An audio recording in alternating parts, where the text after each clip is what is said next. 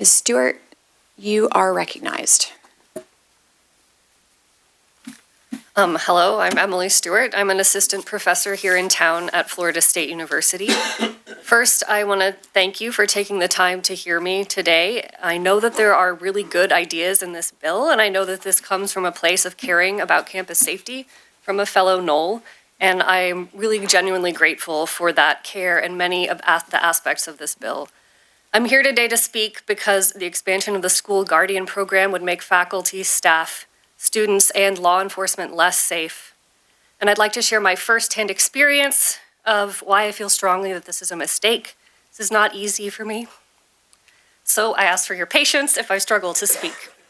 On April 17th last year, as you know, a gunman opened fire on the FSU campus. I was looking out my office window across the street from the student union. I first, for some reason, saw people running and screaming before I heard the gunshots. 3 minutes and 3 seconds later, the highly trained FSU Police Department responded and neutralized that shooter. But what I want to talk to you about is what happened over the next 3 hours. I gathered up my students. A few of us locked ourselves in an office.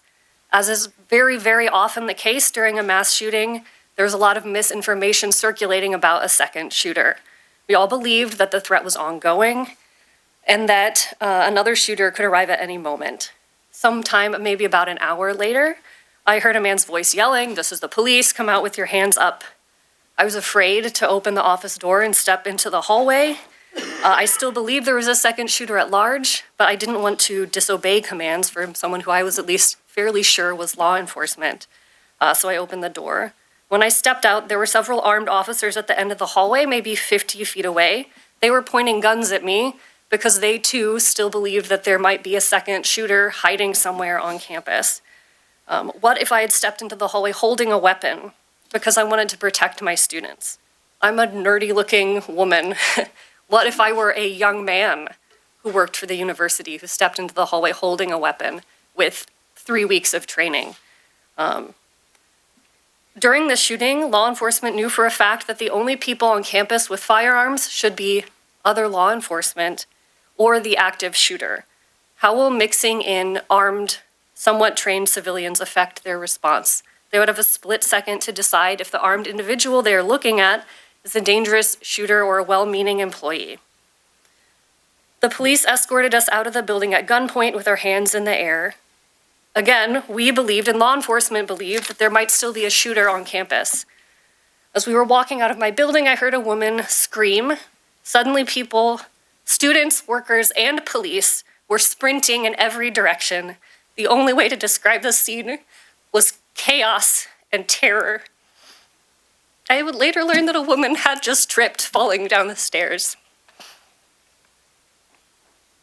Did you know that over 20 law enforcement agencies were on campus after the shooting? Did you know that there were major challenges of communication between those different agencies?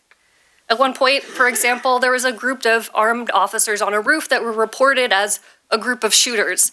A different unit of police officers went up to the roof to confront these potentially dangerous shooters, right? And this is communication between highly trained law enforcement agents. Despite this chaos, no one was harmed due to the intensive training that law enforcement have. There is no doubt in my mind that having armed faculty and staff would have made us all less safe in this situation. So what I'm asking is please do not complicate the already dangerous and challenging jobs that FSU police and other police have. Please do not endanger the lives of my students and my coworkers. Please remove this aspect from this bill. Thank you.